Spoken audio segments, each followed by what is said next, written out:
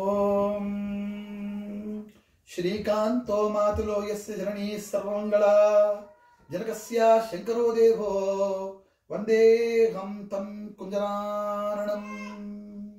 శృతి స్మృతి పురాణానాం ఆలయం కరుణాలయం నమామి భగవత్పాదం శంకరం లోకశంకరం. ఓం నమః శివాయ.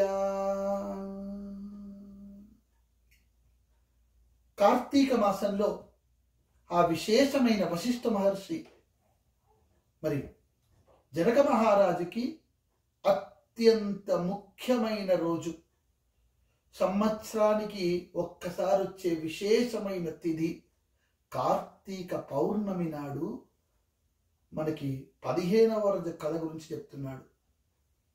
మరి ఈరోజు ఎందుకు అంత విశేషమైన తిథి అంటే, ఈరోజు మనందరం కూడా తప్పనిసరిగా 365 ఒత్తుల్ని వెలిగించాలి. దాన్ని గుత్తి ఒత్తులు అని కొన్ని ప్రాంతాల్లో అంటుంటారు, 365 ఒత్తులు అని కూడా అంటుంటారు. ఎందువల్లయ్యా ఈరోజు ఆ ఒత్తులకు అంత విశిష్టమైన శక్తి?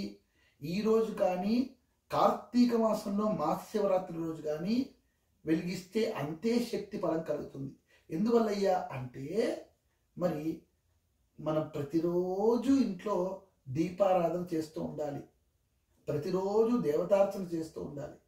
అలా కొన్ని సందర్భాల్లో కుదరని పక్షాలుండి ఎప్పుడైనా ప్రయాణాలు చేయాల్సి వచ్చి, ఎప్పుడైనా వేరే ఊర్లకు వెళ్ళాల్సి వచ్చి, లేదు ఏదైనా శుభవార్త విని ఏదైనా మంచి విషయం ఉండి కొన్ని రోజులు ఇంట్లో దీపం పెలగకపోతే ఆ ఇంటి యజమానికి అది ఒక రకమైన అమంగళంగా మారుతుంది.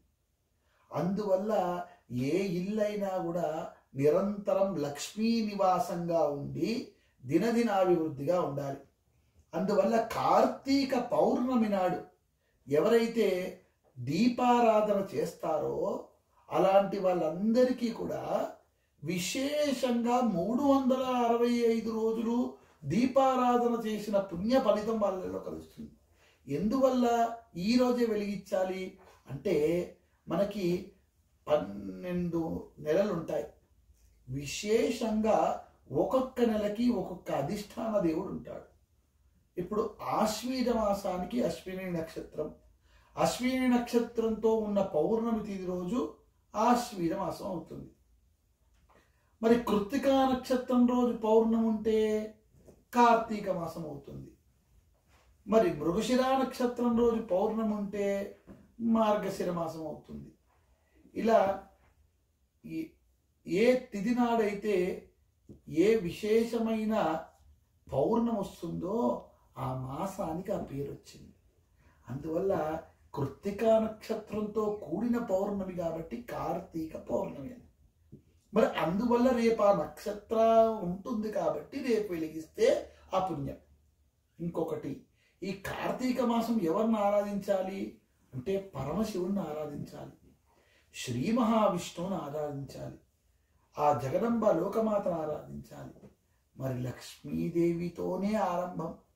మరి ఆ గణపతిని ఆరాధించాలి, సుబ్రహ్మణ్య స్వామి వారిని ఆరాధించాలి. అందుకే మనం ఒక శ్లోకం ప్రతిరోజు చెప్తుంటాం, శ్రీకాంతో మాతులో యస్య జననీ సర్వమంగళ జనకస్య శంకరో దేవో వందేహం తం కుంజరాననం అంటాం. శ్రీ అంటే లక్ష్మీమాత, శ్రీకాంతో మాతులో యస్య, శ్రీకాంతుడన్న పేరు ఎవరికయ్యా? సాక్షాత్తు ఆ లక్ష్మీనాథుడు యొక్క పేరు, శ్రీ మహావిష్ణువు యొక్క పేరు. లక్ష్మీ అనుగ్రహం ఎవరికైతే ఉంటుందో, శ్రీ మహావిష్ణువు ఆశీర్వాదాలు ఎవరికైతే ఉంటాయో వాళ్ళకి సిరి సంపదలకు లోటు ఉండదు. మరి ఆ యొక్క గొప్ప వాళ్ళ అమ్మగారు ఎవరయ్యా అంటే, ఈ లక్ష్మీ విష్ణువులు అత్తమవుతారట వరుసకి. మరి జననీ సర్వమంగళ, వాళ్ళ అమ్మ ఎవరయ్యా? సర్వమంగళ మాంగళ్యే శివే సర్వార్థసాధికే శరణ్యే త్ర్యంబకే దేవి నారాయణి నమోస్తుతే. అంటే సకల లోకాలకి కూడా దీర్ఘ సౌమంగళ్యాన్నిచ్చి అందరూ స్త్రీలని ముత్తైదువులతో ఆశీర్వదిస్తున్న జగదంబ ఆ పార్వతీ అమ్మవారి యొక్క తల్లి. మరి జనకస్య శంకరో దేవో శంకరోతి ఇది శంకర అంది శాస్త్రం. ఎక్కడైతే నిరంతరం ఆనందం ఉంటుందో అక్కడ శివానుగ్రహం ఉన్నట్టు. మరి ఆనందం ఏ ఇంట్లో ఉంటుంది? ఏ ఇంట్లో అయితే గృహలక్ష్మి గృహే గృహే అందరూ ఇంటి లక్ష్మిలు ఇంటి స్త్రీలు సంతోషంగా ఉంటారో అక్కడ ఆనంద నిలయం. అందుకనే ఆ యొక్క పరమశివుడు అనుగ్రహం ఉంటే ఆ ఇంట్లో ఎలాంటి అమంగళాలు వీళ్ళని వార్తలు ఉంటాయట. అంటే మృత్యుంజయుల అనుగ్రహం కలుగుతుందట. తంబందే కుంజనానం. మరి ఆ గణపతి యొక్క పరివారమే ఇదట. అందుకనే గణపతి ఆరాధన చెయ్యాలి రేపటి కార్తీక పౌర్ణమి నాడు. మరి ఇలా ఏ పూజ చేసినా ఆయనతోనే ప్రారంభించి సుబ్రహ్మణ్య స్వామి ఆరాధన చేయడం వల్ల ముఖ్యంగా దీపస్వరూపంలోనే సుబ్రహ్మణ్యుడు ఉంటాడు. ఇక కృత్తికా నక్షత్రానికి మనకి పంచాయతన పూజ ఉంటుంది. ఆదిత్య అంబిక విష్ణు గణనాథం అంటే సూర్యుడి పూజ, మరి అమ్మవారి పూజ, మరి శ్రీ మహావిష్ణువు పూజ, పరమేశ్వరుడి పూజ, మరి విఘ్నేశ్వరుడి పూజ. మరి సుబ్రహ్మణ్య ఆరాధన ఏది అంటే దీపారాధనతోనే ఆయన ఆరంభం. అందువల్ల రేపు ఆ సుబ్రహ్మణ్యుణ్ణి నమస్కరించుకొని దీపాలను వెలిగించాలి. ఇలా దీపం వెలిగించడం వల్ల మనకున్న సకల పాపాలు తొలగిపోతాయి. మరి దీపారాధన చేసే ముందు తప్పకుండా ఒక శ్లోకం చెప్పుకోవాలి, లేదు ఆ శ్లోకాన్ని వినాలి. ఏమిటయ్యా అంత గొప్ప శ్లోకం? కీటా పతంగ మశకాశ్చ వృక్ష జలే స్థలే ఏ నివసంతి జీవ దృష్ట్వా ప్రదీపం నత జన్మబాధిన భవంతిత్వం సృపచాహి విప్రాహ. అంటే ఈ యొక్క శ్లోకాన్ని చెప్పుకొని దీపారాధన చేయాలి. ఎంత గొప్ప శ్లోకం అంటే ఇది. ఈ శరత్కాలంలో అట విశేషంగా దీపారాధన చేయాలి. ఎందుకు దీపారాధన చేయాలి? కీటాలు పతంగ మశకాష్ట వృక్ష అంటే ఎలాంటి దీపపు పురుగులు ఉంటాయన్నమాట. అలాంటివి మనుషుల్ని ఇబ్బంది పెట్టకుండా, ఎలాంటి యొక్క అనారోగ్యాలు రాకుండా, ఎలాంటి ఇబ్బందులు కలగకుండా మనుషులు దృఢంగా ఉండాలంటే దీపారాధన చూస్తే ఒక తేజోవంతం అగ్ని స్వరూపం మన శరీరంలో ఉంటుంది. చలిని తట్టుకోవాలంటే వేడి ఉండాలి. మరి అలాంటి వేడిని అనుగ్రహించాలి. అలా దీపారాధన చేస్తే సంవత్సరం అంతా విశేషంగా ఇంట్లో దీపారాధన చేసే పుణ్య ఫలితం కలుగుతుంది. అందువల్ల ఈ కార్తీక దామోదర స్వామి అని చెప్పి దానికి కాస్త గంధం పెట్టాలి.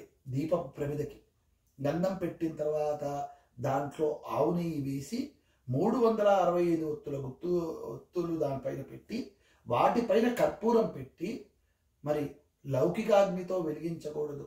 మనం ఇప్పుడు కానీ చాలామంది తెలియక కొవ్వొత్తులతో వెలిగిస్తూ ఉంటారు. క్యాండిల్స్ అంటారు చూడండి. క్యాండిల్స్తో ఎప్పుడూ దీపారాధన చేయకూడదు. ఆల్రెడీ అందుకనే విశేషంగా ఎలా మరి అగ్గిపుల్లతోని అగ్గిపెట్టతోని ఇలా చేయొచ్చు, కానీ లైటర్లతోని కొవ్వొత్తులతోని అలా చేయడం చాలా తప్పు. అసలు ఎలా వెలిగించాలి అంటే సాధ్యం త్రివర్తి సంయుక్తం. ఒక 3 ఒత్తుల్ని నలిపి నూనెలో ముంచి దాన్ని వెలిగించి ఆ ఒత్తితో ఈ 365 దీపాల ఒత్తి వెలిగించాలి.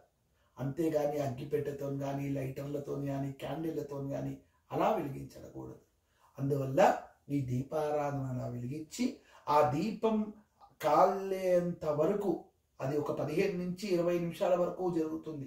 ఆ సమయం వరకు అక్కడే కూర్చొని శివనామస్మరణ చేయడం, ఓం నమ శివాయ అని జపం చేయడం కానీ, ఓం నమో నారాయణాయ అని జపం చేయడం కానీ, లలితా సహస్రనామం చదువుకోవడం కానీ, విష్ణు సహస్రనామం చదువుకోవడం కానీ చేయడం అనంతమైన పుణ్యం. మరి ఈరోజు కథ ఇంత గొప్ప దీపారాధన గురించి. పూర్వకాలంలో ఒక ఆయన ఉండేవాడు. మరి ఆ విప్రుడు ఎంతో గొప్పవాడు. మరి ఆయన నిరంతరం సంధ్యావందన దేవతార్చన కార్యక్రమాలు అతిథులను అందరినీ పెట్టి భోజనం పెట్టేవాడు. అలాంటి వాడికి ఒకరోజు మరి ఉపవాసం ఉండి, నక్తంగా ఉపవాసం ఉండి దీపారాధన చేసినందుకు మోక్షాది లోకాలు దక్కాయి. అంటే ఈ కార్తీక పౌర్ణమి రోజు గురించి విశేషం చెప్పడం చాలా పెద్దదైన విశేషం. అందువల్ల మనకి చిన్న పనితోని గొప్ప ఫలితాలు కలుగుతుంటాయి.